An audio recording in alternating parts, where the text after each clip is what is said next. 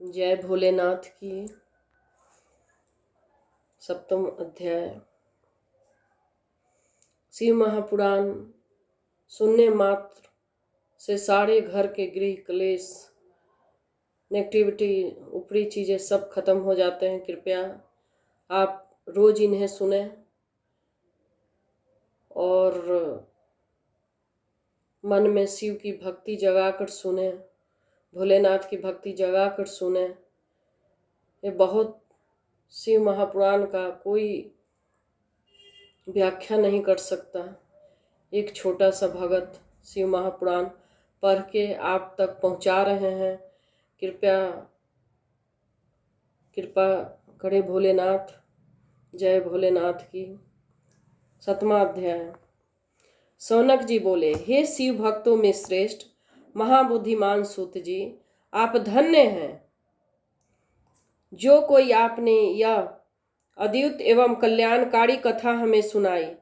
हे मुने, शिव महापुराण की कथा सुनने के लिए व्रत धारण करने वाले लोगों को किन नियमों का पालन करना चाहिए, यह भी कृपा पूर्वक सब के कल्याण की दृष्टि से बताइए।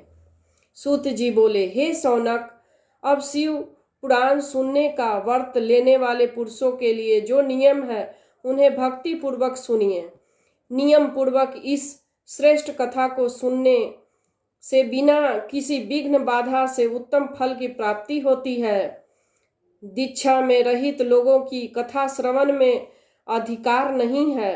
अतः हे मुने, कथा सुनने की इच्छा वाले सब लोगों को पहले वक्ता की दीक्षा ग्रहण करनी चाहिए। कथावर्ती को ब्रह्मचर्य में रहना चाहिए। भूमि पर सोना, पत्तल में खाना खाना और प्रतिदिन कथा समाप्त होने पर ही अन्न ग्रहण करना चाहिए। जिसमें शक्ति हो वह पुराण की समाप्ति तक उपवास करके शुद्धता पूर्वक भक्ति भाव से उत्तम शिव पुराण को सुने। घृत अथवा दूध पीकर सुख पूर्वक कथा श्रवण करे अथवा फलाहार करके अथवा एक ही समय भोजन करके इसे सुनना चाहिए। इस कथा का व्रत लेने वाले पुरुष को प्रतिदिन एक ही बार हविष्यान्न भोजन करना चाहिए। जिस प्रकार से कथा श्रवण का नियम सुख पूर्वक पालित हो सके वैसे ही करना चाहिए। कथा श्रवण में विघ्न उत्पन्न करने वाले उपवास की तुलना में मैं कथा श्रवण में शक्ति प्रदान करने वाले भोजन को अच्छा समझता हूँ। गरिष्ठ अन्न, दाल, जल, अन्न, सेम, मसूर, भाव दूषित तथा बासी अन्न को खाकर कथावर्ती पुरुष कभी कथा को न सुने। कथावर्ती को बैगन, तरबूज, चिचिंडा, मूली, कोहड़ा, प्याज, नारियल का मूल तथा अन्य कंद मूल का त्याग करना चाहिए। जिसने कथा का व्रत ले रखा है वह पुरुष प्याज, लहसुन, हींग, गाजर, मादक वस्तु तथा आमिष कहीं जाने वाली वस्तुओं को त्याग दे। कथा का व्रत लेने वाला जो पुरुष हो उसे काम, क्रोध आदि 6 विकारों, ब्राह्मणों के निंदा तथा पतिव्रता और साधु संतों की निंदा का त्याग कर देना चाहिए। कथा श्रवण का व्रत धारण करने वाला व्यक्ति रजस्वला स्त्री को न देखे। जैसे जो स्त्री एमसी हो जाती है उसको इस कथा में भाग नहीं लेना चाहिए। उसका मुख भी देखना पाप समझते हैं। पतित मनुष्यों की कथा की बात न सुनाएं। जो मनुष्य गंदे हैं उनके बारे में बात नहीं करेंगे शिव महापुराण सुनते समय। ब्राह्मणों से द्वेष रखने वाले को वेद बहिष्कृत मनुष्यों के साथ संभाषण न करे, ब्राह्मणों का निंदा चुगली न करे। कथावर्ती पुरुष प्रतिदिन सत्य, शौच, दया, मौन, सरलता, विनय तथा मन की उदारता इस सद्गुणों को सदा अपनाए रहें। श्रोता निष्काम हो या साकाम वह नियम पूर्वक कथा सुने। साकाम पुरुष अपनी अभीष्ट कामना को प्राप्त करता है और निष्काम पुरुष मोक्ष पा लेता है। दरिद्र, क्षय का रोगी, पापी, भाग्यहीन तथा संतान रहित पुरुष भी इस उत्तम कथा को सुने। काकवंध्या आदि के 7 प्रकार की दुष्टा स्त्रियां हैं तथा जिस स्त्री का गर्भ गिर जाता हो, इन सभी को शिव पुराण की उत्तम कथा सुननी चाहिए। हे मुने, स्त्री हो या पुरुष, सबको यत्न पूर्वक विधि विधान से शिव पुराण की उत्तम कथा सुननी चाहिए। इस शिव पुराण की कथा पारायण के दिनों को अत्यंत उत्तम और करोड़ों यज्ञों के समान पवित्र मानना चाहिए। इन श्रेष्ठ दिनों में विधि पूर्वक जो थोड़ी सी भी वस्तु दान की जाती है, उसका अक्षय फल मिलता है। इस प्रकार व्रत धारण करके इस परम श्रेष्ठ कथा का श्रवण करके आनंद पूर्वक श्रीमान पुरुषों को इसका उद्यापन करना चाहिए। इसके उद्यापन की विधि शिव चतुर्दशी के उद्यापन के समान है। अतः जहाँ बताए गए फल की आकांक्षा वाले धन्य लोगों को उसी प्रकार उद्यापन करना चाहिए। धनी लोगों को, अल्प वित्त वाले भक्तों के लिए प्रायः उद्यापन की आवश्यकता नहीं है।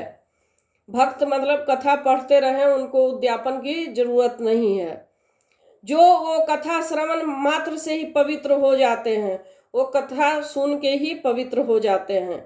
शिव जी के निष्काम भक्त तो शिव स्वरूप ही होते हैं। जो शिव के भक्त होते हैं वो शिव के ही रूप हो जाते हैं।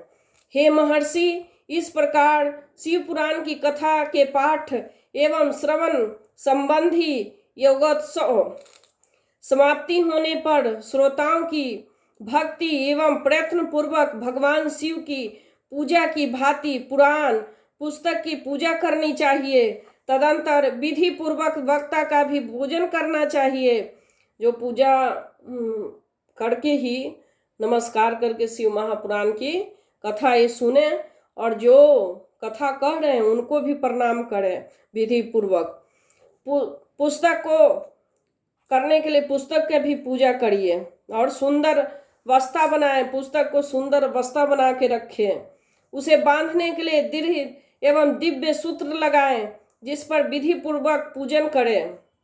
मतलब पुराण घर में रखते हैं तो रेशमी कपड़ा से उनको बांधे और बहुत अच्छा तरह से सजा के रखे, पूजा करे रोज।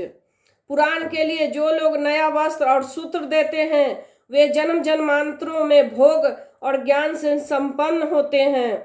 जो मतलब पुराण को वस्त्र देते हैं उनको बहुत भोग मतलब बहुत अच्छे फल प्राप्त होते हैं। कथावाचक को अनेक प्रकार के बहुमूल्य पदार्थ देने चाहिए और उत्तम वस्त्र, आभूषण और सुंदर पात्र आदि विशेष रूप से देने चाहिए। पुराण के आसन रूप में जो लोग कंबल, मृगचर्म, वस्त्र, चौकी तथा आदि प्रदान करते हैं वे स्वर्ग को प्राप्त करते हैं। स्वेच्छा सुखों का भोग कर पुनः कल्प पर्यंत ब्रह्मलोक में रहकर अंत में शिवलोक को प्राप्त होते हैं। हे मुनि श्रेष्ठ, इस प्रकार महान उत्सव के साथ पुस्तक और वक्ता की विधिवत पूजा करके वक्ता की सहायता के लिए समर्पित किए गए पंडित का भी उसी अनुसार कुछ ही कम धन आदि द्वारा सत्कार करें। वहां आए हुए ब्राह्मणों को अन्न धन आदि का दान करें। साथ ही गीत वाद्य और नृत्य आदि का द्वारा महान उत्सव करें। हे मुने, यदि श्रोता विरक्त हो तो उसके लिए कथा समाप्ति के दिन विशेष रूप से गीता का पाठ करना चाहिए, जिसे रामचंद्र जी के प्रति भगवान शिव ने कहा था। यदि श्रोता गृहस्थ हो तो उस बुद्धिमान को उस श्रवण कर्म से शांति के लिए शुद्ध हविष्य द्वारा होम करना चाहिए। हे मुने, रुद्र संहिता के प्रत्येक श्लोक द्वारा होम करें अथवा गायत्री मंत्र से होम करना चाहिए, क्योंकि वास्तव में यह पुराण गायत्रीमय ही है। अथवा शिव पंचाक्षर मूल मंत्र से हवन करना चाहिए। होम करने की शक्ति न हो तो विद्वान पुरुष यथाशक्ति हवनीय हविष्य का ब्राह्मण को दान करे। अगर हम हवन नहीं कर सकते, गरीब हैं, तो जब शिव महापुराण सुनते हैं या पढ़ लेते हैं तो ब्राह्मण को यथाशक्ति आप दान करें। निम्नलिखित आरूप दोषों से शांति के लिए भक्ति पूर्वक शिव सहस्त्र नाम का पाठ अथवा श्रवण करें, जिससे सब कुछ सफल होता है। इसमें संशय नहीं है, क्योंकि तीनों लोकों में उससे बढ़कर कोई वस्तु नहीं है। कथा श्रवण संबंधी व्रत की पूर्णता की सिद्धि के लिए 11 ब्राह्मणों को मधु मिश्रित खीर भोजन कराएं और उन्हें दक्षिणा दे। अगर जिसके पास ज्यादा धन है वो 11 ब्राह्मणों को, शिव भक्त को भोजन कराए, यथाशक्ति उनके दान दे।